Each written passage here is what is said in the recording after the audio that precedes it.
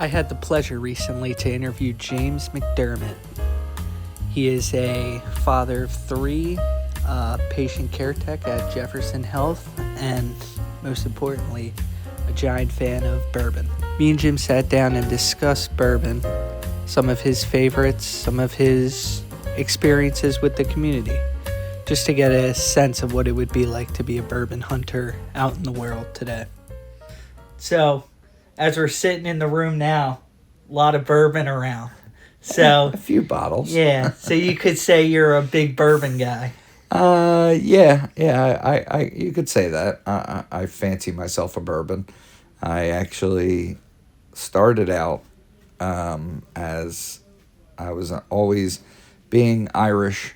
I always gravitated to Irish whiskey and discovered bourbon or tried my hand at bourbon a few years back, and I've actually grown more into a bourbon fan.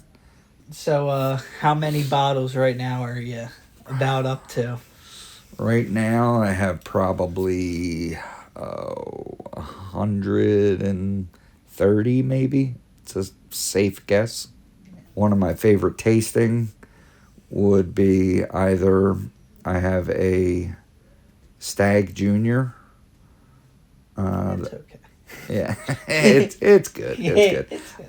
Also, the Widow Jane Decadence is one of my favorite tasting bottles. You weren't expecting I was going to say that? No, I expected that. So you say the Widow Jane is like your everyday, or is it kind of like a personal one? Like, what would you say a good everyday bottle you have is? An Old Forester. I'm a big fan of their lineup. Like I have a few Old Forester single barrels, which I'm a fan of. So, what has your experience been with the bourbon community? Kind of, are they friendly, helpful? Like, how's it been since you've started out? Overall, I would say that the experience has been positive. A lot have been very welcoming to new members. The first group that I joined, it was mostly positive to start. People would give you tips on how to maximize your experience drinking bourbon, which is what I was looking for. So, I guess we'll start going into the what ifs off of that. Sure. If you could get any bottle right now, what would you get? Right now, without a doubt, Spawn in. Old Forester President's Choice, without a doubt. I mean, people who are barely in the know or have very little knowledge as far as bourbon's concerned, the first thing you're going to hear is Pappy Van Winkle from the Buffalo Trace line.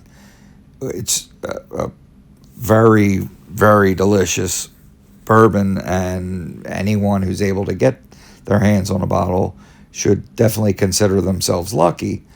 But without a doubt in my mind, I would go towards try and get a President's Choice. That is basically my wish list bottle. All right. I'm going to have to explain this question a little bit. So, understand, most people listening to this, we're not big bourbon people. Mm-hmm, sure. So, might need a little explaining behind it, but what would you say is your biggest bourbon hot take? So, my biggest hot take on it,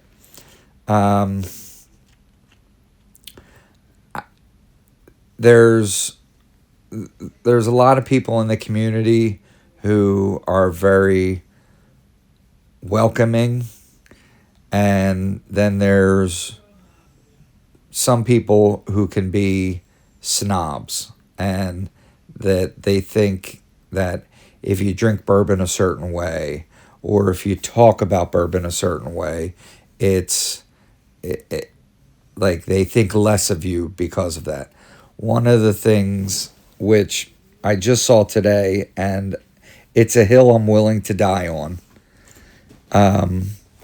is the use of the word smooth describing a bourbon.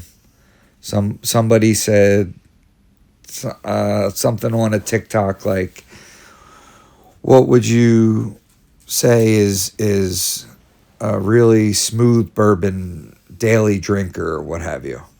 And I looked in the comments and just seeing these people who I would call bourbon snobs, not even really snobs, just ignorant people, started getting in on no such thing as smooth. And there absolutely is a thing as smooth. Smooth is a mouthfeel. I don't care what anyone says. Even master distillers will even agree to that. It's a coating on your tongue and the inside of your mouth and how it feels, rather than some which can be very thin tasting. I mean, it's like you're taking a sip of water. The viscosity of it. You can use the term viscosity and smooth and in the same description of the same whiskey. They both mean very similar things, but there are some who there's a segment of the bourbon community who think that smooth is almost like a four-letter word. And it's not. It's a very accurate description of tasting whiskey. What bottle would I choose as my everyday sipper? I'm going to amend my earlier statement and I'm going to say Eagle Rare. I actually kind of feel bad at myself for not thinking of that in the first place. It's a bottle to just sip daily. Eagle Rare is but from where it is now to where it started out, before I got started in bourbon collecting, gathering, I could walk down the bourbon section of a liquor store and see a case of Eagle Rare sitting out on the shelves and nobody, but then there was a big bourbon boom, say that 3 times fast, and everybody started buying it up in droves. This was a bottle that started out at probably $35, $35 is now selling daily in a liquor store, if you can find it, for at least $60. So I guess we'll go into the wrap-up question here. Last question. Sure. If anybody were to be getting into this hobby, is there any advice? What advice would you give them for getting into bourbon, or I guess any whiskey? Patience. Patience is a virtue. Don't set your expectations, and realize that it can be a pretty expensive hobby, as most hobbies worthwhile are. I mean, you take golf as a hobby, you take bourbon drinking, enjoying, collecting as a hobby. You're gonna spend a lot of money. First getting started out, I would say, I mean, of course, there's the patience and managing expectations, but even before that, what I would say would be try different bourbons. You heard Old Forester was a great product line, or you heard Buffalo Trace is a great bourbon, what have you. Try different brands, try different mash bills, like the makeups of the bourbon.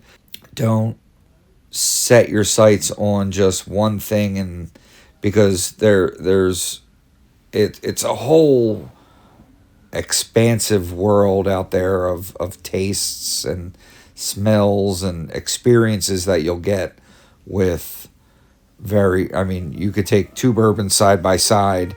They both might say bourbon on the bottle, but you could get two incredibly different experiences tasting each of them.